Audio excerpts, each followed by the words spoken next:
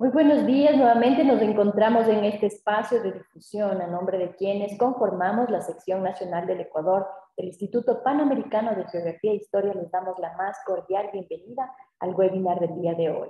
Antes de iniciar, queremos recordarle al público que nos está observando que este y todos los webinars que transmitimos son gratuitos. Sin embargo, si desean recibir un certificado digital por su participación y asistencia, este tiene un costo de $5.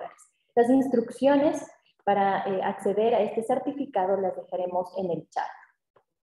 Bien, continuando, el día de hoy tenemos el gusto de presentarles el tema caracterización de factores morfológicos y ambientales en deslizamientos de la provincia de La Suay. Para quienes nos observan desde otras latitudes, la provincia de La Suay se encuentra en el austro de la República del Ecuador.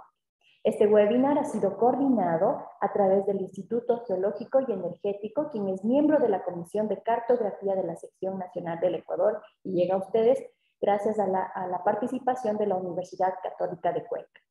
Para hablar sobre este interesante tema nos acompaña esta mañana Sandra Lucía Cobos Mora, quien es ingeniera en sistemas y máster en tecnologías de la información geográfica, candidata a doctora en geografía. Su interés corresponde a la geomática, su integración con la computación científica y la ciencia de datos. Actualmente es docente e investigadora de la Universidad Católica de Cuenca, quien coordina el grupo de investigación Urban and Air Data Science Research Group y el laboratorio Data Academics. Es miembro activa de la Red Ecuatoriana de Mujeres Científicas y la Red Universitaria de Estudios Urbanos de Ecuador, Cooperación CIVIC. Bienvenida, estimada Sandra, muy buenos días. Adelante, por favor. Qué gusto tenerla en este canal de difusión. Buenos días con todos. En primera instancia me voy a permitir compartir la pantalla. Tengo una exposición preparada, entonces me confirman si es que... Perfecto, ¿me pueden confirmar si es que la pantalla se está visualizando, por favor? Sí, la estamos visualizando. Perfecto, pues bueno, buenos días con todos. Para mí es un gusto en realidad estar en este evento, gracias al Instituto Panamericano de Geografía e Historia y por la organización del webinar y por permitirme ser partícipe de él. En esta ocasión vamos a hablar sobre los movimientos en masa, su caracterización a través de sus factores geomorfológicos, ambientales y antrópicos.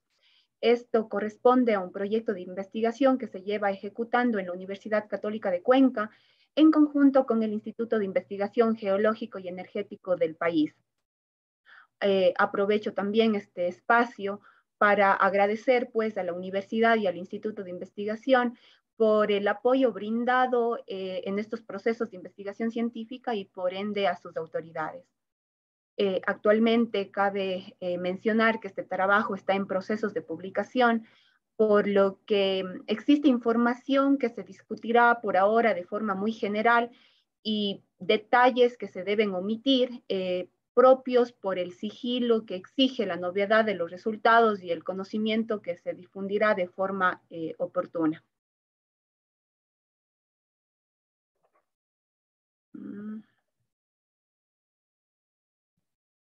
Perfecto, ahí está. Empezaremos definiendo qué es un movimiento en masa, pues estos corresponden a desplazamientos de materia ladera abajo, que depende mucho de la gravedad y la forma del terreno también. Estos movimientos se producen por la interacción entre dos tipos de factores, los factores condicionantes y los factores desencadenantes. Estos factores condicionantes influyen sobre la mecánica, el tipo del movimiento y del tipo del movimiento en masa. Estos dependen de la naturaleza, la estructura y la forma del terreno. Aquí se tiene factores como la litología, geología, morfología del terreno como tal, el uso y cobertura del suelo. Y también existen estos factores desencadenantes que en cambio modifican la estabilidad del talud y la materia como tal o la consistencia del material. Son los responsables de inicializar estos movimientos y pueden ser de origen natural o de origen antrópico. Entre los orígenes naturales tenemos, por ejemplo, tormentas de lluvia, terremotos, y entre los hechos de origen antrópico tenemos minería, construcción de carreteras, deforestación, entre algunos otros. En América Latina, el 10% de desastres se deben a estos movimientos en masa. Esto significa o ha significado el 12% del total de pérdidas humanas. Esto se debe en gran parte a la vulnerabilidad socioeconómica y a las condiciones de pobreza que garantizan, o mejor dicho, que son características de los países de esta región. Y por cierto, y también su ineficiente y acelerado proceso de urbanización.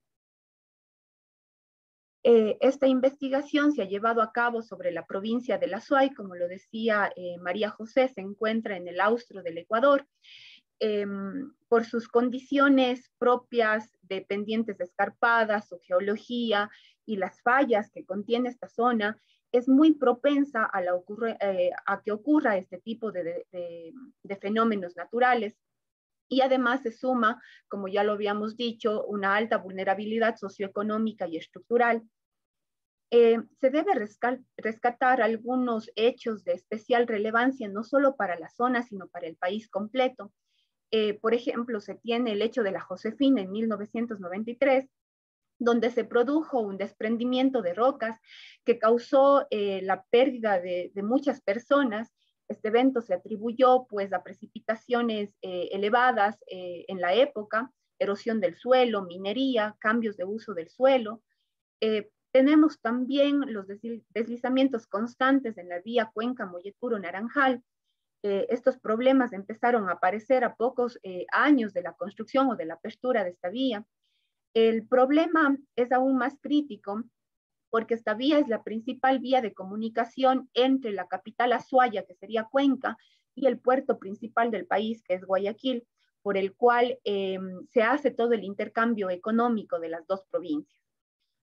Luego tenemos el deslizamiento profundo de Guarumales. Este hecho pone en peligro a la central hidroeléctrica Molinos del complejo hidroeléctrico Paute Integral, sobre el cual viven aproximadamente 250 personas, la mayoría de ellos que trabaja justamente en este complejo hidroeléctrico. Y de reciente ocurrencia tenemos del aluvión de Sayausí, parroquia rural del Cantón Cuenca, que ocurrió el 27 de marzo del 2022 y que ha traído consigo igual la pérdida humana, pérdida material de varias infraestructuras de índole civil. Informes preliminares establecen como posibles causas de las precipitaciones abundantes en torno a esas fechas o a la fecha de ocurrencia y también ataponamientos de quebradas. Pues se sabe que los movimientos en masa tienen impactos significativos sobre la economía del país. Por ello es necesario establecer estrategias que permitan hacer un control oportuno de estos eventos, entre los cuales se contempla, por ejemplo, estrategias de reforestación y protección de los bosques como servicios reguladores. Sin embargo, para establecer cualquier tipo de actividad, es necesario primero conocer el suelo sobre el cual se va a trabajar. Sin embargo, para establecer los factores más adecuados para el análisis, es necesario considerar factores como escala de análisis, características particulares de la zona de estudio, ubicación de eventos similares de lo que se denomina eventos históricos, y a su vez no hay una técnica única que nos permita identificar estos factores para cada una de las zonas, por lo que los investigadores han optado por varias estrategias, como tenemos exploración de datos, procesos exhaustivos de revisión bibliográfica, conocimiento de la zona de estudio, disponibilidad de la información. Este último punto es crítico en contextos latinoamericanos por el nivel de desarrollo que se tiene. En esta investigación nos vamos a centrar pues en la exploración de datos, donde tenemos el soporte fuerte de la estadística a través de herramientas o de técnicas como métodos heurísticos, análisis discriminante, técnicas de machine learning, regresión logística y análisis factorial exploratorio. Estas dos últimas técnicas serán de especial interés para esta investigación. La exploración de estas variables se constituye además en el primer paso para la construcción de los modelos de susceptibilidad del territorio y se ancla a estrategias de un territorio sostenible, entre los cuales, por ejemplo, se rescata en primera instancia el conseguir hábitats seguros y resilientes. Esto se logra mediante una acertada planificación territorial que garantice la sostenibilidad ambiental y la gestión acertada del riesgo. Luego tenemos la cohesión territorial que busca la justicia social del territorio mediante la reducción de las brechas, ampliar también las oportunidades y mejorar las condiciones de habitabilidad en términos de convivencia ciudadana, para reducir o con las miras a reducir la vulnerabilidad, también a ejercer procesos acertados de gestión del riesgo y una adaptación al cambio climático. Por último, como ya lo dijimos también, tenemos que en Latinoamérica presenta accesos limitados a la información base, hecho que es mucho más crítico debido a que se suman condiciones naturales propias de la geografía de la zona y pues factores socioeconómicos ligados a altos niveles de pobreza, financiamiento insuficiente, capacidades instaladas ineficientes, débiles procesos de gobernanza sobre todo, entre algunos otros aspectos que se pueden rescatar. En ese marco, pues, el objetivo de esta investigación ha sido realizar una caracterización de los movimientos en masa mediante un análisis de sus factores geomorfológicos, ambientales, antrópicos a través de una exploración estadística de eventos históricos. Estos eventos históricos, llamados también inventarios de deslizamiento, de movimientos en masa, se pueden extraer a través de diferentes técnicas. Entre ellas podemos rescatar, por ejemplo, procesos de fotointerpretación visual a través de imágenes satelitales o de fotografías aéreas. Tenemos procesos automáticos de clasificación supervisada o no supervisada, en los cuales se pueden destacar técnicas de machine learning, por ejemplo.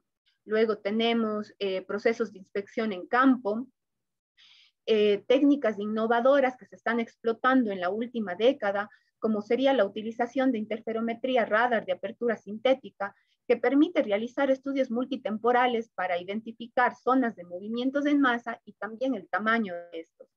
Y tenemos también, por último, una recopilación a través de instituciones rectoras o de organismos de respuesta inmediata frente al riesgo. En este marco, pues, esta investigación, permítanme, no sé, perfecto, ahí está. En este marco, pues, el inventario histórico se ha conseguido gracias a la participación de dos instituciones. En primera instancia tenemos el Servicio Nacional de Gestión de Riesgo y de Emergencias y del Instituto de Investigación Geológico y Energético del país.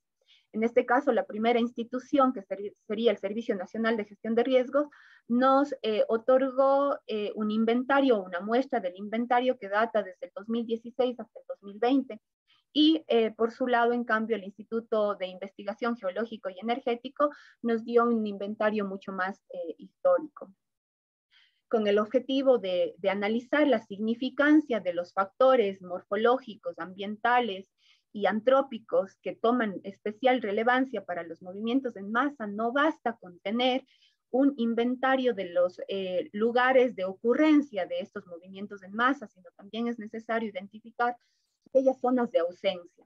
Pues para ello se realizó un mapa binario en donde se identificó primero la zona de influencia de los deslizamientos, que está constituido básicamente por un buffer de dos desviaciones estándar de la media, de la distancia mínima entre los puntos de presencia de estos deslizamientos. Y esa zona está tallada con rojo, como lo pueden ver en el mapa, y la zona restante pues estaría constituida por la zona de ausencia, básicamente. En esa zona se extrajo puntos aleatorios. Para esta investigación se utilizaron fuentes secundarias de datos. Tenemos, por ejemplo, para el aspecto geológico, litológico y las fallas geológicas, nos proporcionaron información el Instituto de Investigación Geológico y Energético del país. Por otro lado, también para el factor morfológico partimos de el modelo digital de elevaciones proporcionado por Semplades, a partir del cual se extrajo la pendiente, curvatura del terreno, índice topográfico de humedad del suelo, el índice potencial de la corriente. En este aspecto es importante indicar que la curvatura de la pendiente influye sobre la velocidad del flujo de agua y el efecto erosivo que va a tener sobre la pendiente. El índice topográfico de humedad del suelo identifica los flujos subterráneos, los flujos superficiales de agua, como también aquellos sumideros hidrológicos donde el agua no está corriendo y por tanto ocurre procesos de filtración al subsuelo que ocasiona cambios en la estructura del material y favorece pues la ocurrencia de un movimiento en masa. Este índice se ve favorecido también o se complementa, mejor dicho, con el índice de potencia de la corriente que evalúa en cambio el poder erosivo o de pérdida del suelo que causa la corriente del agua.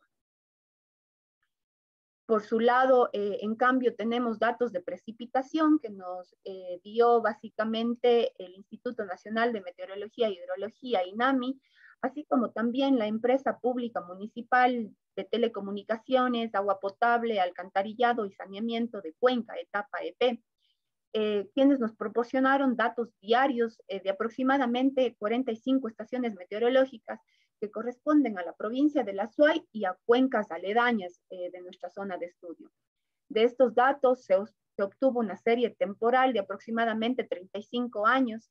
Es importante indicar que para realizar estudios temporales, los datos climatológicos deben ser precisos y completos.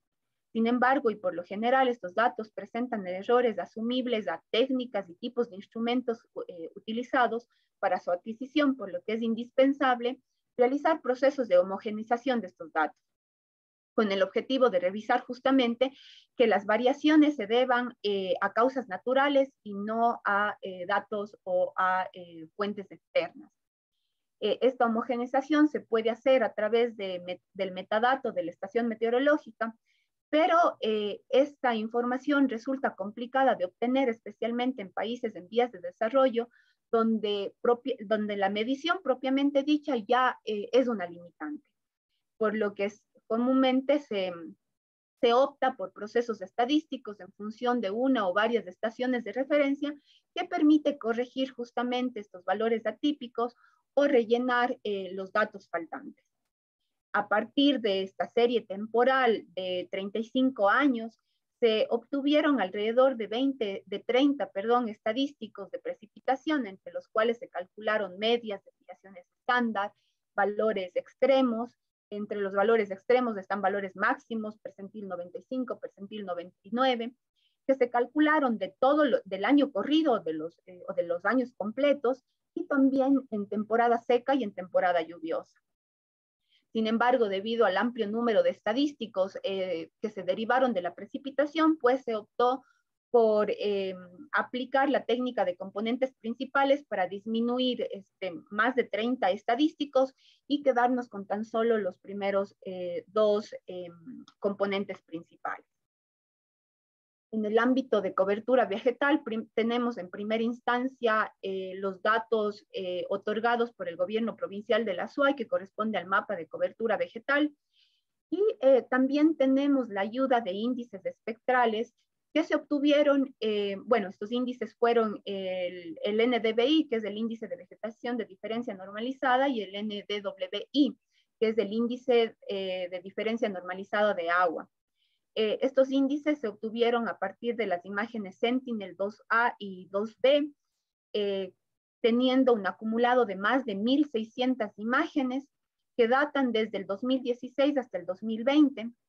Se necesitó, como pueden ver en pantalla, de 4 teselas para formar un mosaico completo de la provincia de La Suay.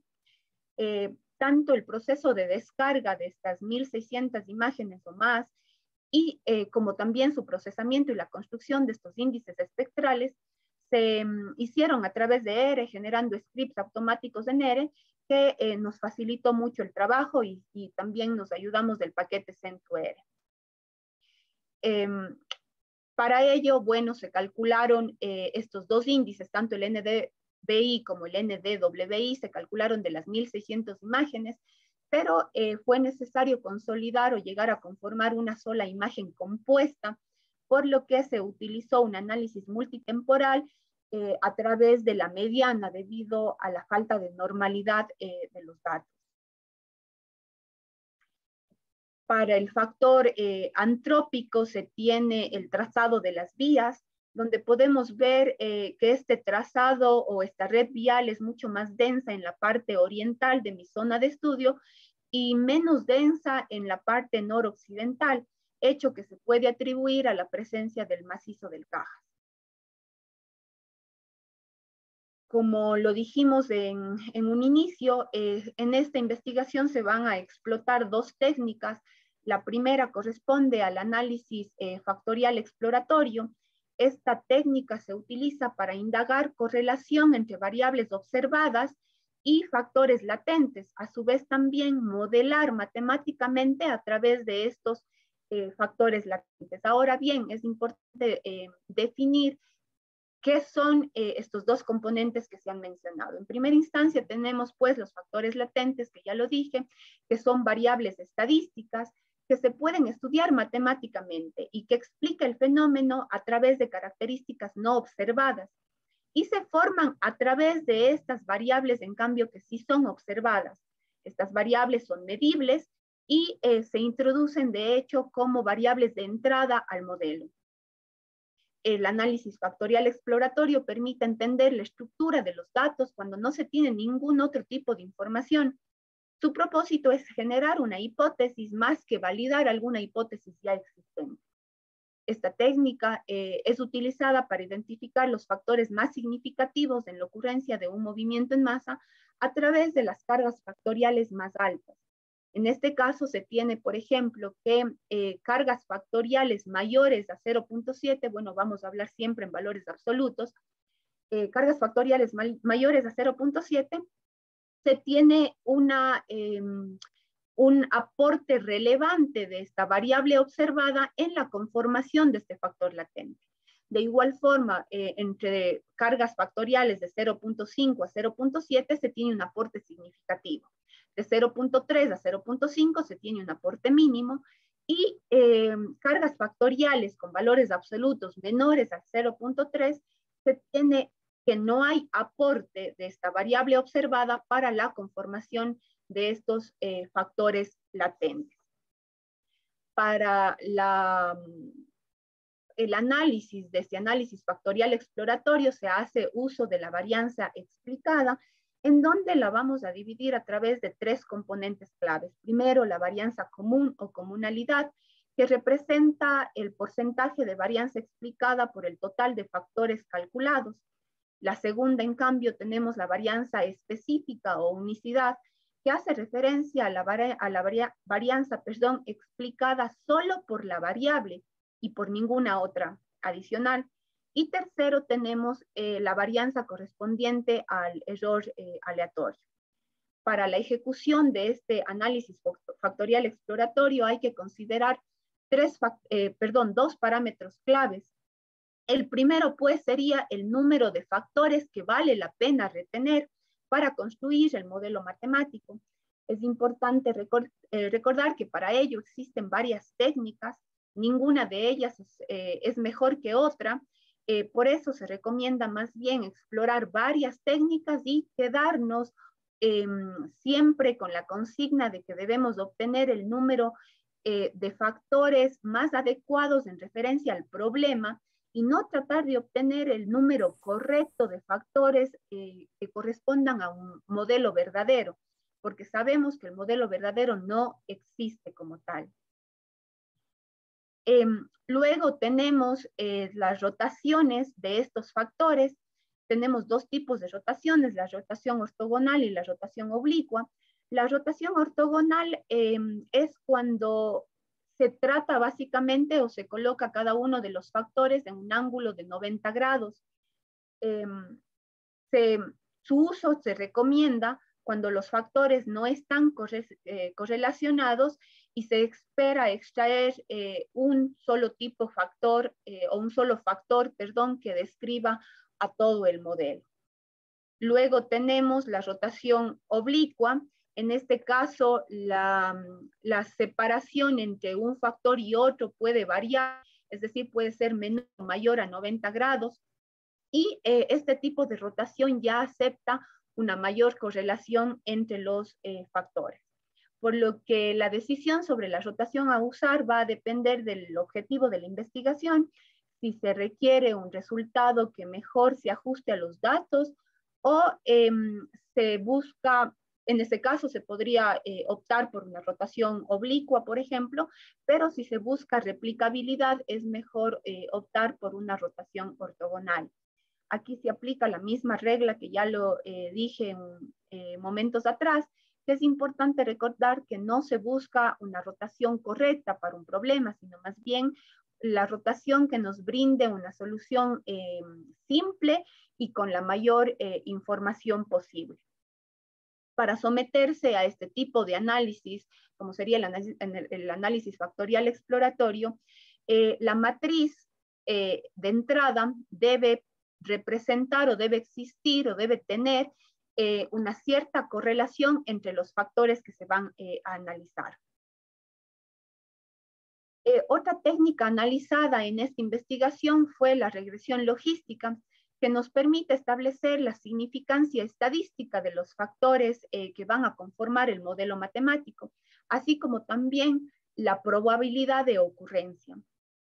Las variables dependientes sería la ocurrencia o la ausencia del movimiento en masa, que sería una variable categórica binaria, mientras que las variables independientes, en cambio, estarían constituidas por todos los factores ambientales, geomorfológicos y antrópicos que se han utilizado y que se han descrito en esta investigación.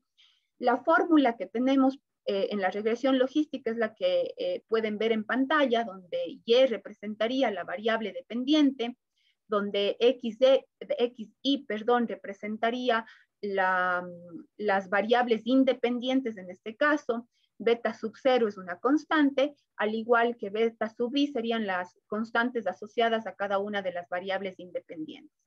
A partir de esta fórmula también se puede calcular, como podemos ver en la fórmula siguiente, la probabilidad de ocurrencia del movimiento en masa. Ahora bien, no todas las variables consideradas en el modelo resultan ser significativas. Para ello se procede con técnicas de optimización que pretende reducir el número de variables utilizadas. Para ello generalmente se utiliza el método de escalada, es decir, ir agregando una a una las variables y ver si es que estas son significativas o no, a través de un test F o un test T. Sin embargo, en esta investigación hemos optado por el criterio de información de Akaike, donde evalúa qué tan bien se ajusta el modelo a los datos y se establece también una penalización por la complejidad del modelo.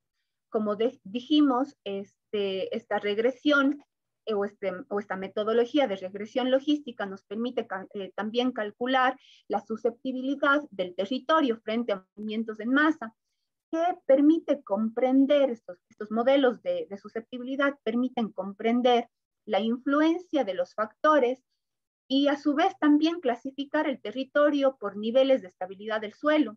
Se constituye como un insumo clave para los tomadores de decisión en cuanto a procesos de planificación territorial se refiere, con la finalidad de reducir los impactos de víctimas mortales, daños materiales ante la ocurrencia de un fenómeno y proveer también procesos de urbanización en zonas que garanticen un hábitat seguro. Estos modelos son de suma importancia debido a que permiten localizar los puntos posibles de ocurrencias del fenómeno, establecer estrategias de prevención y planificación de inversión en estudios específicos en zonas que son declaradas como susceptibles, y es el primer paso también para activar el sistema integrado de gestión del riesgo. De esta manera y en consonancia con la Agenda 2030 de la ONU, se logra guiar el uso potencial del suelo a través de medidas preventivas y correctivas para consolidar ciudades y comunidades sostenibles y resilientes, especialmente en países en vías de desarrollo, donde los procesos de urbanización son acelerados y desordenados.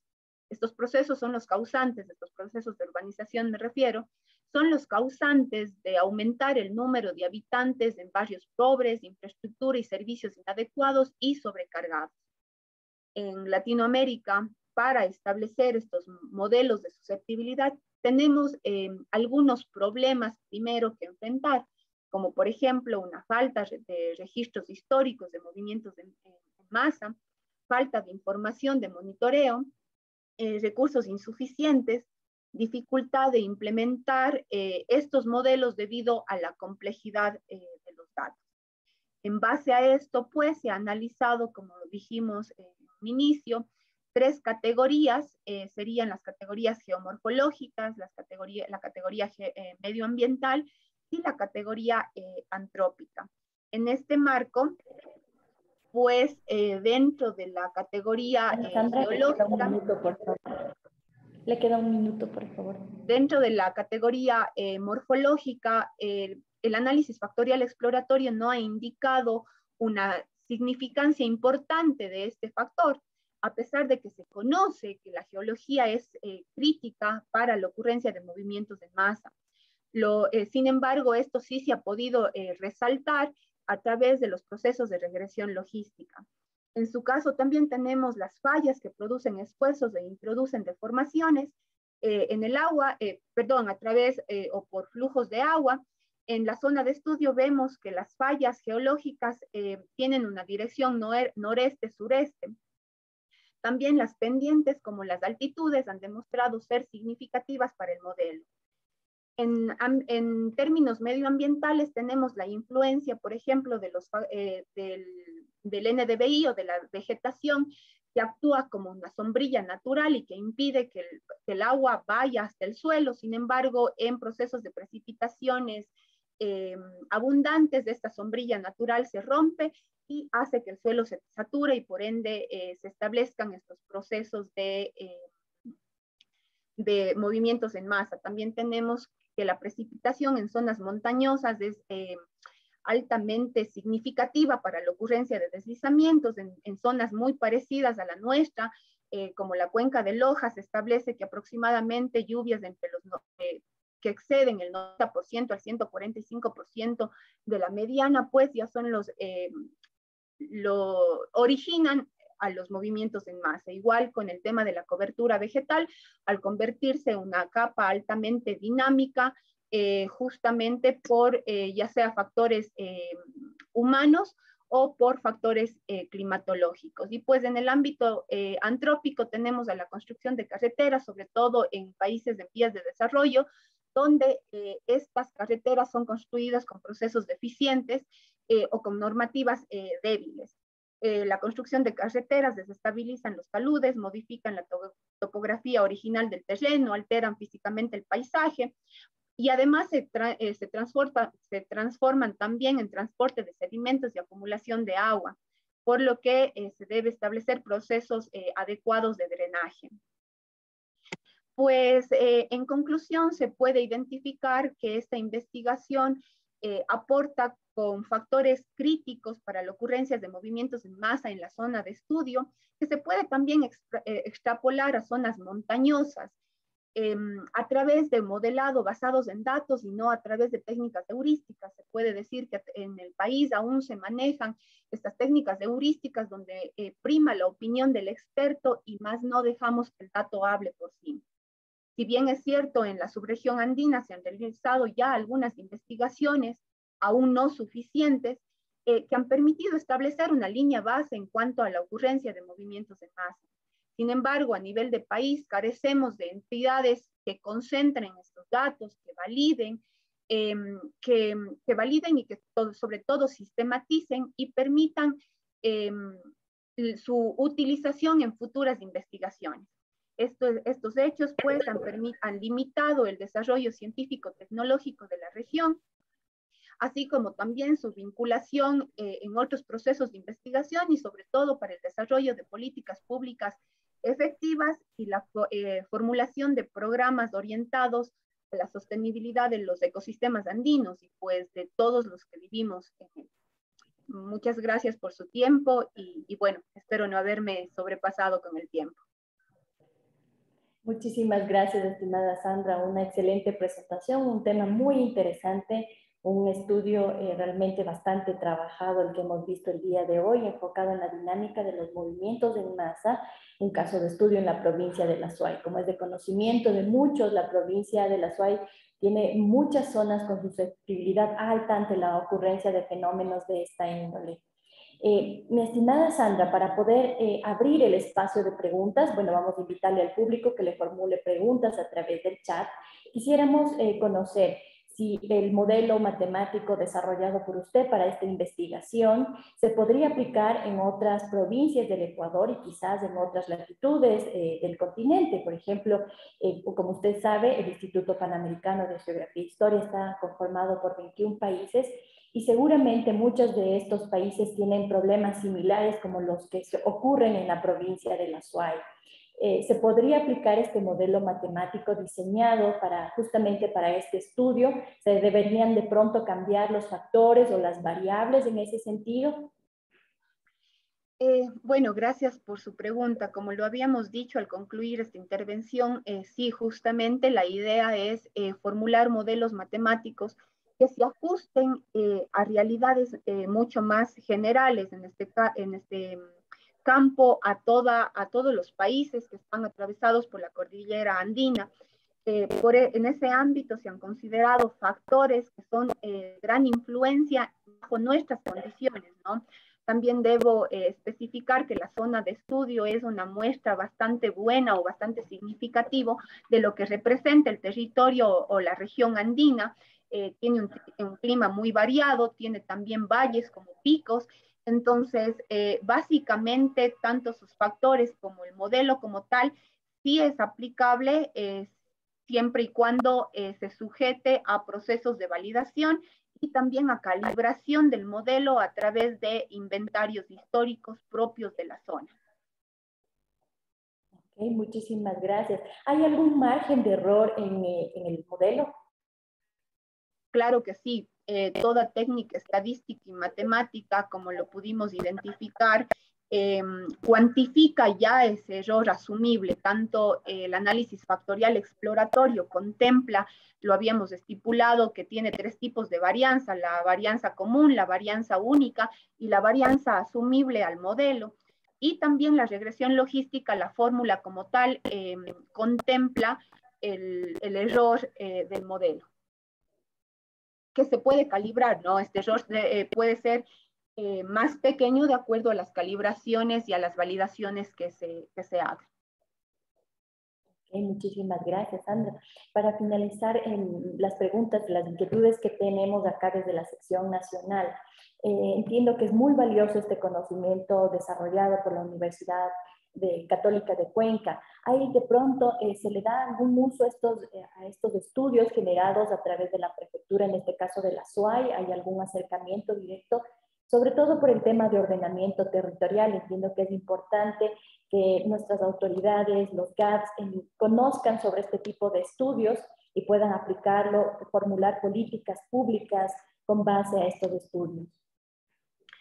Sí, de hecho, como Universidad Católica de Cuenca hemos tenido acercamientos con el Sistema Nacional Sistema Nacional de Gestión de Riesgos y Emergencia, o Secretaría Nacional, perdón, que en conjunto con el ECU 911 han sido los responsables de atender de forma oportuna ante este tipo de emergencias.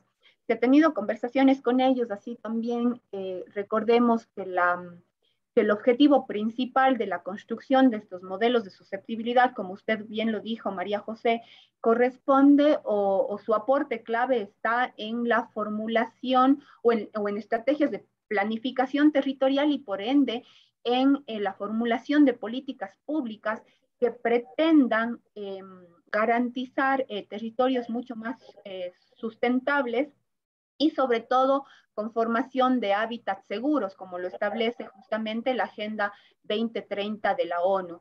En ese marco también está previsto acercamientos con la prefectura de la SUAY, quienes ya han tenido la gentileza de proporcionarnos información, así como también el municipio de Cuenca. Y valga la oportunidad también, esta investigación da pie a otras investigaciones que están viniendo o que se desprenden de ella y que se pretenden ejecutar el próximo año con la coordinación de otras instituciones de educación superior, así como también con instituciones de investigación, centros de investigación públicos en el país. Excelente, muchísimas gracias, estimada Sandra. Nuevamente, felicitaciones por este excelente trabajo realizado. Me sumo a las felicitaciones del público, déjenme leerle aquí algunas felicitaciones y también preguntas y comentarios del público que nos está acompañando esta mañana. Le dicen, excelente trabajo, se lo puede encontrar en una dirección en línea para poderlo leer a detalle. Eso le pregunta Jimena Reyes del GAC de Cañar, me parece que dice. Jimena, muchas gracias por la pregunta. Como lo dijimos, este proyecto está ya en las últimas fases, está terminado ya la parte metodológica. Ahorita estamos en proceso de divulgación de resultados, entonces cuando estos resultados estén ya publicados, pues con gusto se les dará a conocer a través del IPGH mismo el link de acceso al artículo científico como tal. Muchas gracias. También del gobierno provincial del Cañar le saludan y le felicitan por la excelente presentación. Dice si sería posible que les envíen la presentación al correo que aquí nos dejan, que es, bueno, que está en el chat del correo, y si es que es posible enviarles la presentación. Quizás, no sé, aprovecho la oportunidad, estimada Sandra, podría, si es que es factible, proporcionarnos de esta presentación y nosotros lo difundimos junto con el promocional del webinar que está en nuestras redes, o quizás si podemos encontrarlo en algún sitio web de la Universidad Católica de Cuenca. Claro que sí, María José, con gusto les hago llegar la presentación, pero sí me esperaría un poquito hasta que los resultados de la investigación se difundan y paralelamente al artículo científico les hago llegar el resumen básicamente, y pues del artículo científico será importante también, pues este tendrá ya detalles y precisiones del modelo obtenido, entonces las dos cosas se les dará llegar simultáneamente. Muchas gracias, Andrea. Nos preguntan qué softwares fue los que utilizó en este modelo, en este estudio. El software que más nos ha servido por ahora es ERE. Tiene algunos paquetes para el manejo de información raster, como el raster como tal, y también para la conformación o el análisis multiespectral de las imágenes a partir del paquete Cen2R. También hubo un paquete denominado Climatul que nos ayudó para la homogenización de la serie temporal de datos de precipitación. Entonces, básicamente por ahora se ha utilizado ERE como software estadístico. Muchas gracias. Nos indican si se podría determinar algún modelo de alerta temprana para evitar siniestros en las vías con base a los resultados que se determinen en ese modelo. ¿O qué cree que se podría sugerir en ese aspecto? Eso nos pregunta Yandri Jiménez.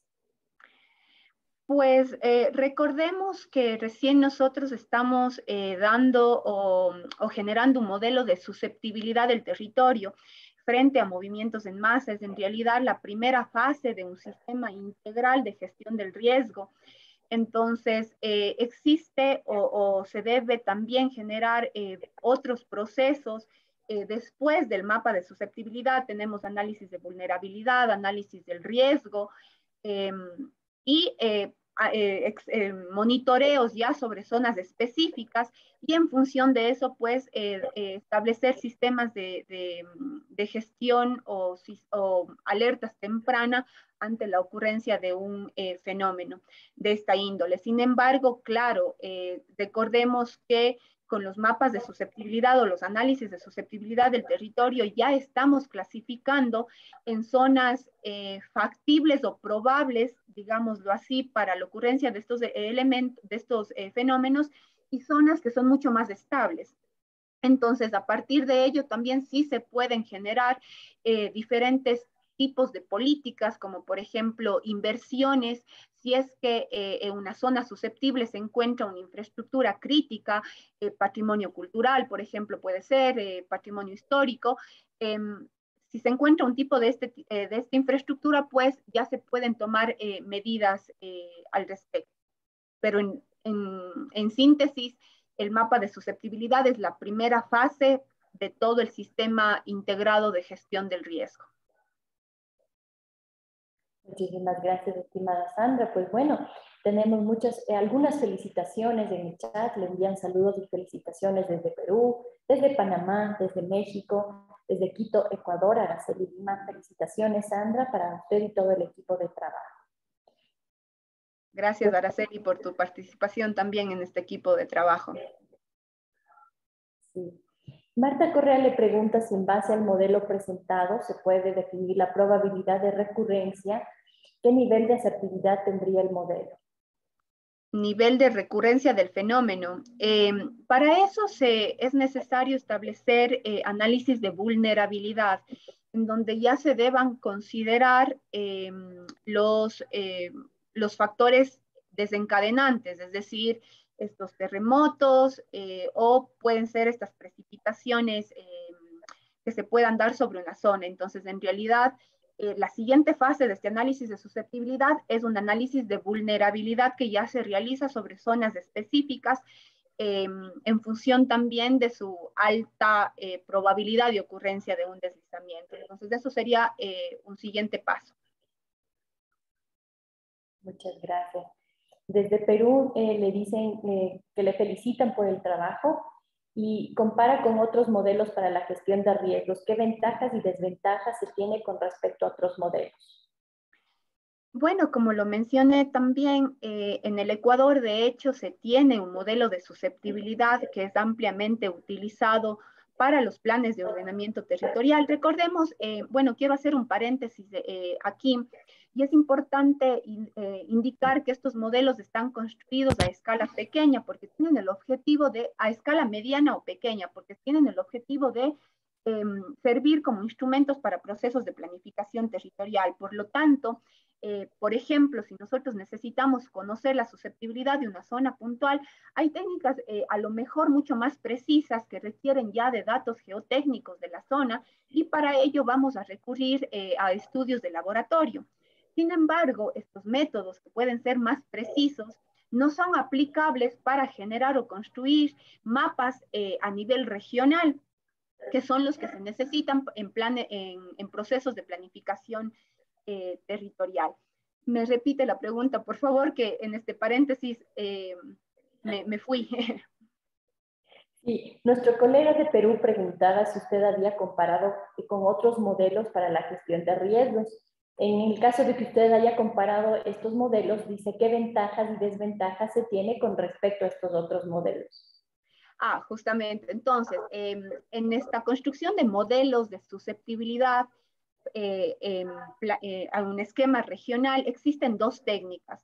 Las técnicas heurísticas, que están basadas básicamente en el juicio de un experto, y las técnicas basadas en datos, donde ya dejamos que el dato hable y utilizamos modelos estadísticos y modelos matemáticos. Pues bien, a nivel de país, tenemos modelos de susceptibilidad construidos a nivel de estas técnicas heurísticas a través del juicio de un grupo de expertos.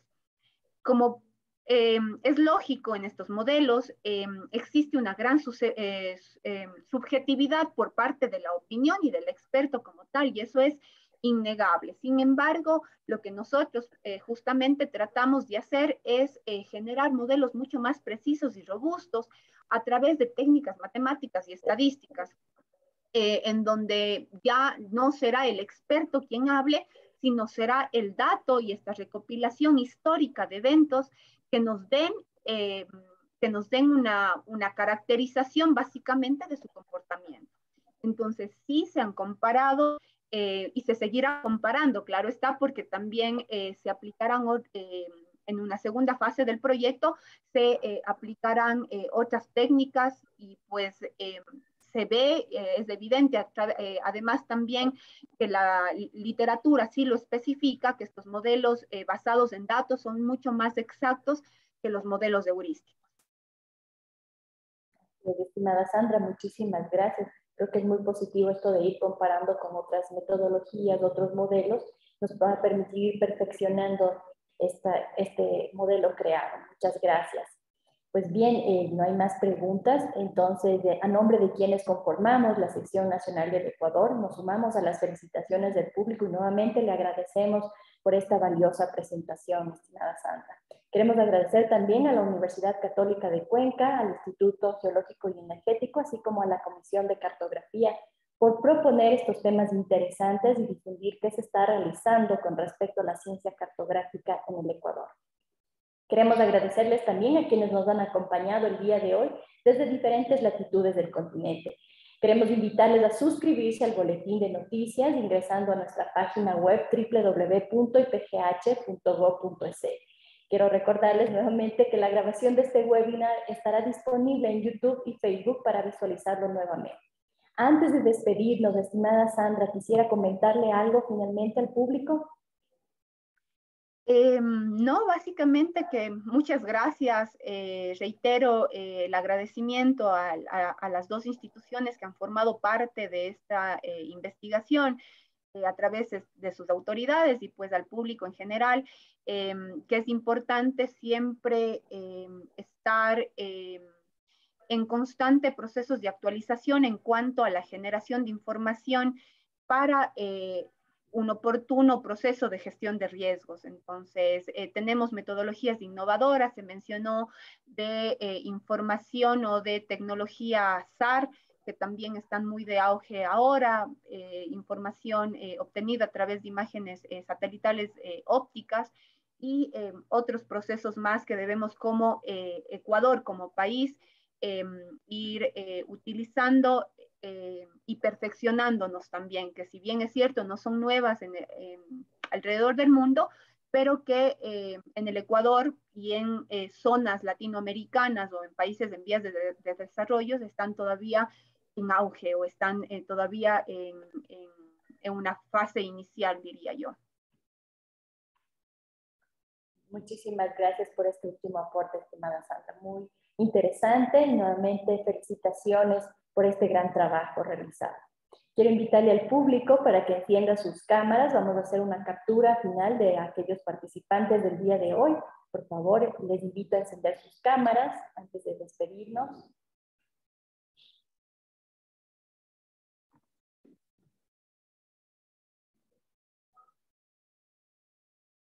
Mientras van encendiendo sus cámaras, les repito nuevamente, nuestra página web es www.ipgh.gov.es. Pueden suscribirse al boletín de noticias para que estén enterados de este y otros eventos que realizaremos durante este año. A la cuenta de 3 vamos a hacer una captura de pantalla. A la 1, a las 2 y a las 3. Muchísimas gracias por su participación y su asistencia. Nuevamente, muchas gracias, Sandra. Un atento y afectuoso saludo para la Universidad Católica de Cuenca.